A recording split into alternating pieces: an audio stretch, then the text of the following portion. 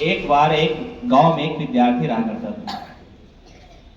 तो विद्यार्थी बहुत पढ़ाकू था, लेकिन उसके अंदर एक कमी थी कि अगर उसे कोई बात गांव वाले या घर वाले कुछ कह देते थे या कोई घटना घट जाती थी, तो उसी के बारे में वो चिंता करता रहता था और सोचता रहता था। और इसी प्रकार से सोचते सोचते वो बीमार भी पड़ जाता था, लेकिन उसका सोचना नहीं बंद होता था। इससे उसके जो नए दोस्त बनते थे वो भी दोस्त नहीं बन पाते थे, और गांव में और आस पड़ोस में विद्यालय में उसके कोई मित्र नहीं हुआ करते थे। इससे बहुत वो परेशान था। तो उस गांव में एक वृद्ध आदमी रहते थे। उन्होंने उसे सलाह दी कि यहाँ पर एक जैन मास्टर रहते हैं, क्यों ना उनके पास जाओ और शायद तुम्हारी समस्या का कोई हल निकल आए। तो वह जैन मास्टर के पास दौड़ा दौड़ा गया और जाकर के अपनी पूरी व्यथा बताई। व्यथा बताने के बाद वह बैठ गया और जैन मास्टर ने बिना कुछ कहे अपने रूम में चले गए। वो उसको अजीब लगा कि मैंने अपनी व्यथा बताई और बिना हमारी व्यथा का समाधान किए मास्टर जी अंदर चले गए।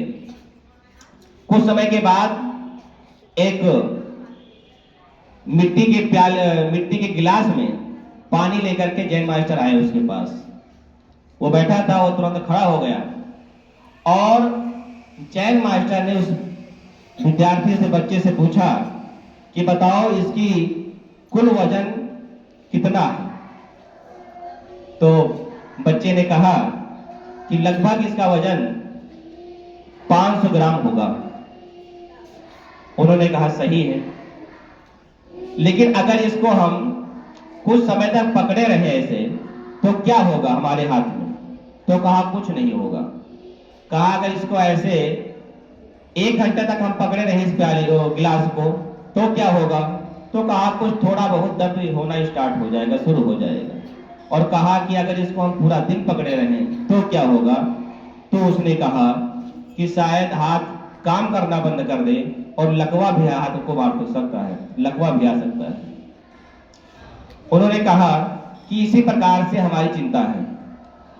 अगर कोई चीज अतीत में घट गया, किसी ने कुछ कह दिया, तो उसको कुछ समय तक सोचने के बाद उसका निष्कर्ष निकल सकता है। और अगर हम ज्यादा देर तक सोचते रहेंगे और अगर उस बात को हम अपने मन में फीड कर लेंगे तो शायद ये हमारी समस्या का समाधान नहीं बनेगा, ये हमारी समस्या बन जाएगा और चिंता चिता के रास्ते ले जाती है।